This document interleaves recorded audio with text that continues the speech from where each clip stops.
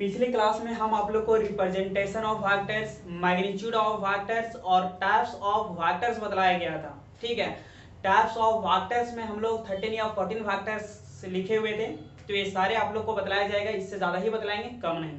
ठीक है, तो रिप्रेजेंटेशन ऑफ वेक्टर्स में आप लोग को बतलाया गया था कि रिप्रेजेंटेशन ऑफ वेक्टर्स एक वैसा वेक्टर्स जिसमें हमें किसी एक स्ट्रेट लाइन की जरूरत होती है और उस स्ट्रेट लाइन के किसी एक एंड पॉइंट पे हम एरो को लगा देते हैं तो वो डायरेक्शन कहलाता है। लेकिन उसी डायरेक्शन को हम वेक्टर कहते हैं। वेक्टर क्यों कहते हैं? क्योंकि उस डायरेक्शन का जो लेंथ जो होता है वो मैग्नीट्यूड के बराबर होता है। ठीक है, रिप्रेजेंटेशन ऑफ वेक्टर्स कहलाता है।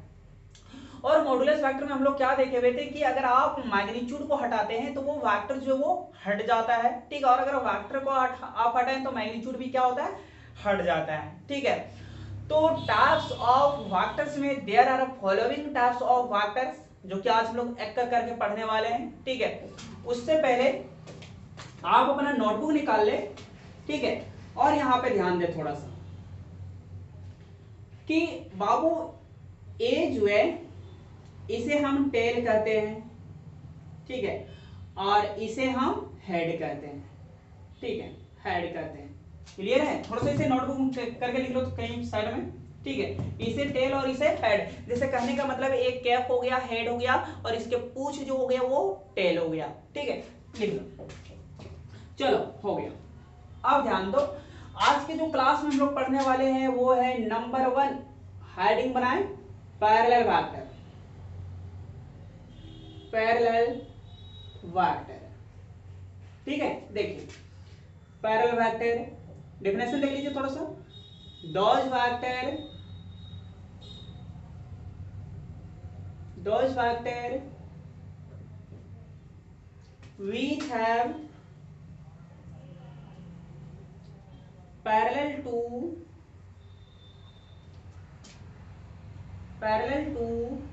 each other is called parallel vector. Parallel vector, ठीक है।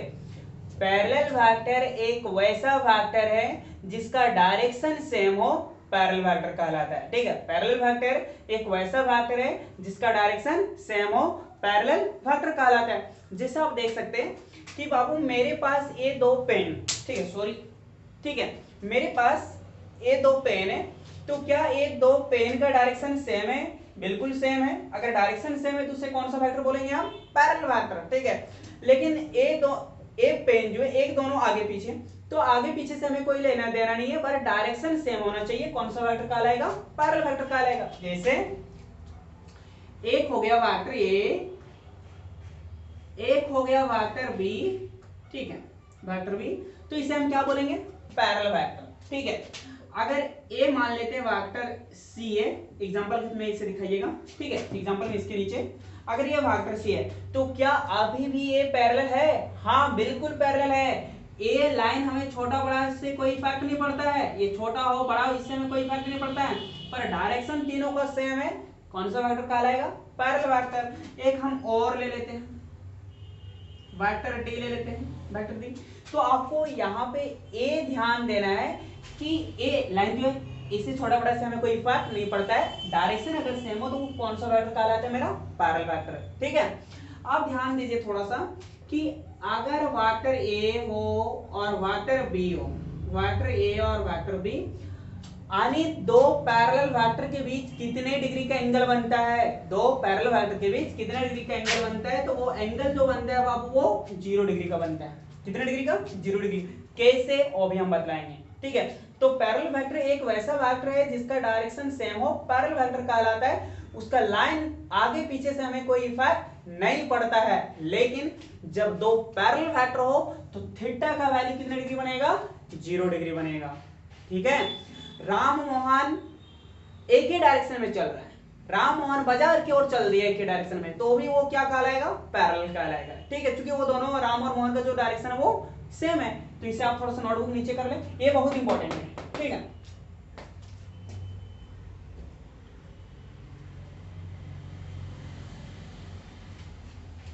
क्लियर है? चलो नेक्स्ट स्टार्टिंग लो।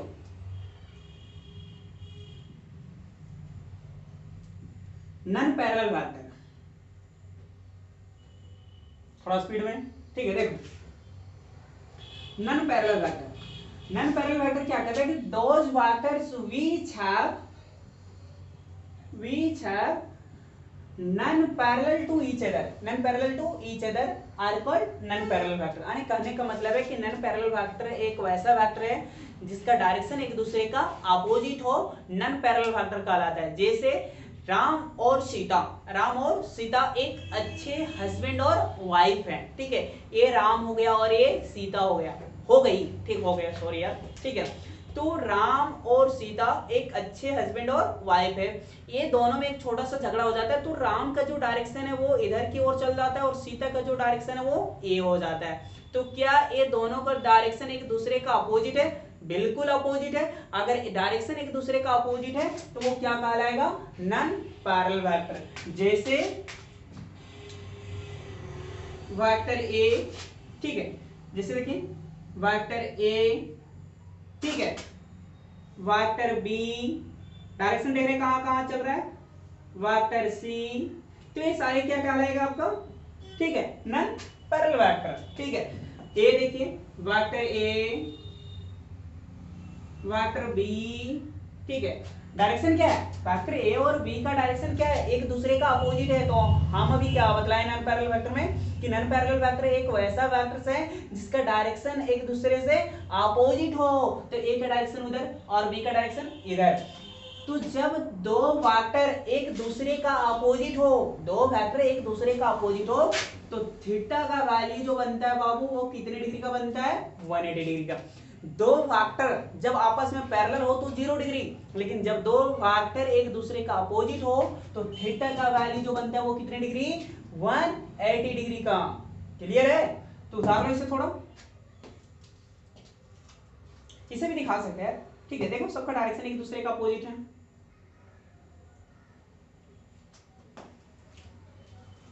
ये आपको याद रखना है, वो जरूरी है, ठीक है। हो गया? देखो थोड़ा सा ही इज कॉल्ड में यहां पे कर देना, इज कॉल्ड नन पैरेलल हो जाएगा, ठीक है, नन पैरेलल वेक्टर। देखिए तो थर्ड नंबर जो होगा वो होगा मेरा यूनिट वेक्टर, ठीक है। देखिए दोज वेक्टर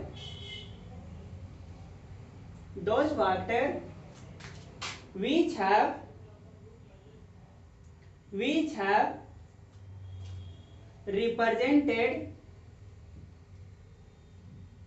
represented by क्या? represented by क्या है ना, वही टोपी वाला, ठीक है, क्या ऑन हेड is called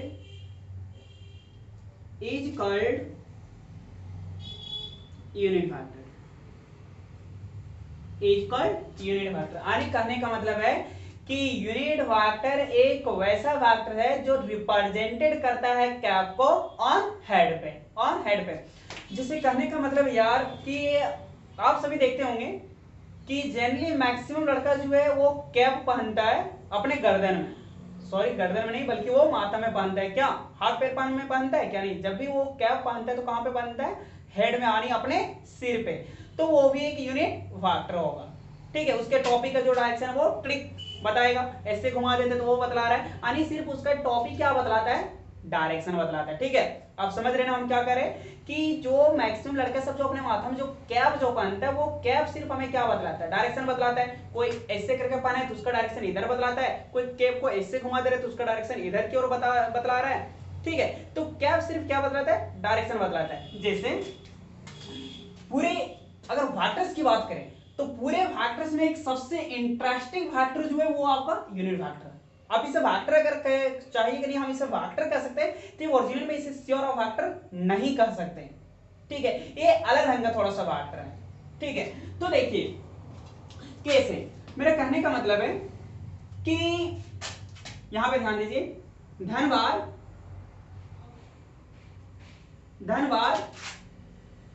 और कोटा, धनबाद और कोटा, तो कहने का मतलब है बाबू कि धनबाद और कोटा में जो हमें जो पता यहाँ पे जो पता चल रहा है वो सिर्फ हमें क्या पता चल रहा है, डायरेक्शन पता चल रहा है। क्या धनबाद और कोटा के बीच का आपको डिस्टेंस पता चल रहा है क्या? नहीं।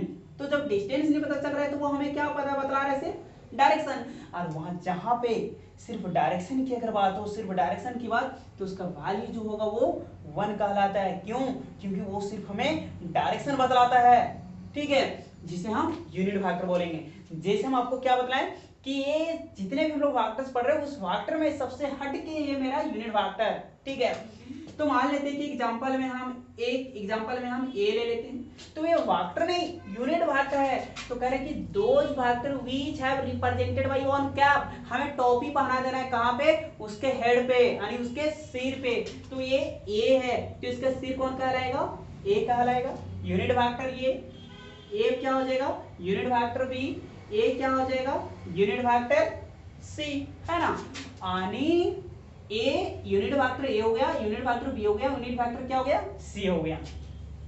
और अभी आप लोग को बतलाया गया कि ए ओनली सिर्फ हमें डायरेक्शन की बात करता है, इसलिए कोई भी यूनिट वेक्टर का वैल्यू जो होता है वो 1 होता है। कोई भी यूनिट वेक्टर का वैल्यू जो होता है वो कितना होगा, 1 होगा, चाहे कुछ भी हो, उसका यूनिट वेक्टर का वैल्यू होगा वो कितना होगा, 1। अब अच्छा बाबू अगर आप बात करें, जैसे मान लेते हैं अगर कोई ये वेक्टर ए हो और अगर ये यूनिट वेक्टर ए हो, अगर आपको पूछे कि वेक्टर ए का वैल्यू और यूनिट वेक्टर ए का वैल्यू बताए, तो यार ए का वेक्टर कोई इसका कोई फिक्स वैल्यू नहीं है, लेकिन इस यूनिट वेक्टर का वैल्यू फिक्स है, ये कितना होगा, 1 होगा, ठीक है। तो ये सबसे इंटरेस्टिंग था कि आप खुद ही आसान से समझा सकते हैं कि आप बता सकते हैं कि यार कोई कैप जब क्यों पहनता है, कोई कैप इसलिए पहनता है वो माथा पे ताकि धूप बचाए, क्या वो तो अलग ही बात है यार, लेकिन कैप जब पहनते हैं तो आप अक्सर देखेंगे कि वो अक्सर डायरेक्शन को शो करता है, इधर टोपी घुमा दिए तो वो इधर, यानी ओनली 1 डायरेक्शन को शो कर रहा है, ठीक है। इसलिए सारे वेक्टर में ये वेक्टर सबसे अलग था, जिसे हम कौन सा वेक्टर कहते हैं, यूनिट वेक्टर। कोई भी यूनिट वेक्टर का वैल्यू कितना होता है, 1 होता है, ठीक है। तो आप इसे बढ़िया से उतार लें, ठीक है।